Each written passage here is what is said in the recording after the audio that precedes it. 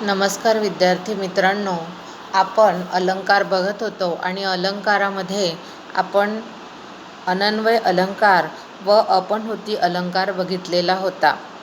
त्याची उदाहरणंसुद्धा आपण बघितलेली होती. आता आपल्याला अतिशयोक्ती अलंकार बघायचा आहे. अतिशयोक्ती अलंकारामध्ये तुम्हाला माहितीच असेल की अतिशयोक्ती कोणत्याही गोष्टीला अतिशय फुगवून सांगणे किंवा वाजवीपेक्षा जास्त त्या गोष्टीला मोठ्या प्रमाणात सांगणे म्हणजेच अतिशयोक्ती अलंकार त्या ठिकाणी होतो. जसं तुम्हाला इथे व्याख्या दिलेली आहे पेज नंबर 127वर. कोणतीही कल्पना आहे त्यापेक्षा खूप फुगवून सांगताना त्यातील असंभाव्यता अधिक स्पष्ट करून सांगितलेली असते, त्यावेळी अतिशयोक्ती अलंकार होतो. कोणत्याही प्रसंगाचे, एखाद्या गोष्टीचे वर्णन करत असताना ती गोष्ट अतिशय फुगवून सांगणे म्हणजेच त्या ठिकाणी अतिशयोक्ती अलंकार होतो. जसं उदाहरणार्थ इथे दिलेलं आहे, जो अंबरी उफळता खूर लागला आहे, तो चंद्रमा निज तनुवरी डागला आहे. या उदाहरणामध्ये नलराजाचा घोडा आकाशात इतका उंच उसळला की त्याचा खूर चंद्राला लागला, म्हणून चंद्रावर डाग पडला असे वर्णन केलेले आहे. म्हणजे पहिली गोष्ट तर घोडा एवढा उंच उसळू शकत नाही की चंद्राला त्याचा पाय लागेल आणि चंद्रावर डाग पडेल. म्हणजेच काय, तर ही गोष्ट जास्ती फुगवून सांगितलेली आहे किंवा हा जो प्रसंग आहे तो अतिशय फुगवून सांगितलेला आहे आणि म्हणून या ठिकाणी अतिशयोक्ती अलंकार होतो. त्यानंतर उदाहरण दिलेलं आहे पेज नंबर 128वर. दमडीचं तेल आणलं, सासूबाईचं न्हाणं झालं, मामांजीची दाढी झाली, भाऊजीची शेंडी झाली. उरलं तेल झाकून ठेवलं, लांडोरीचा पाय लागला, वेशीपर्यंत ओघळ गेला, त्यात उंट वाहून गेला. दमडीच्या तेलात कोणकोणत्या गोष्टी उरकल्या हे सांगताना त्या वस्तुस्थितीपेक्षा कितीतरी गोष्टी फुगवून सांगितल्या आहे. म्हणजेच काय, तर दमडीचं तेल, जसं आपण 4 आणे 8 आणे 1 रुपया असं म्हणतो, तेव्हा पूर्वीच्या काळी दमडी असं म्हणायचे.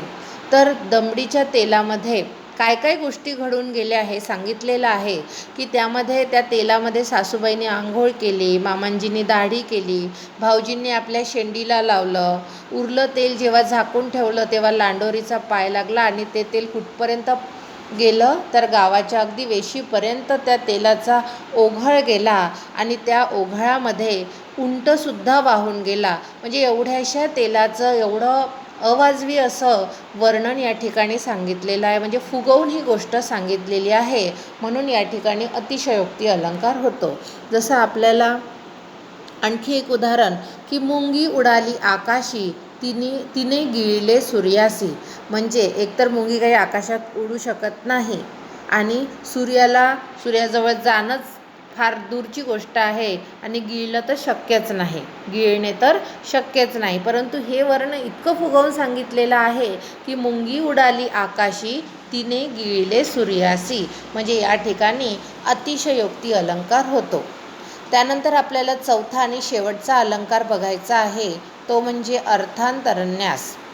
उदाहरण, तदितर खगभेने वेगळाले पळाले, उपवन जल केली जे कराया मिळाले, स्वजन गवस लाजो त्याज पाशी नसेतो, कठीण समय येता कोण कामास येतो.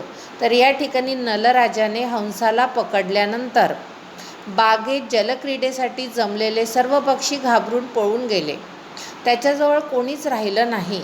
एवढी हकीकत सांगून झाल्यावर कवीने त्यावरून एक सामान्य सिद्धांत सांगितलेला आहे की कठीण प्रसंगी कोणीच आपल्या उपयोगी पडत नाही. तर या ठिकाणी अर्थांतरन्यास अलंकार कसा ओळखायचा हे या ठिकाणी आपल्याला बघायचं आहे की एखादी विस्तृत अशी आपल्याला माहिती किंवा एखादी गोष्ट किंवा एखादी हकीकत आपल्याला त्या ठिकाणी दिली जाणार आणि त्यावरून त्या गोष्टीचा विशिष्ट असा अर्थ आपल्याला लावायचा आहे.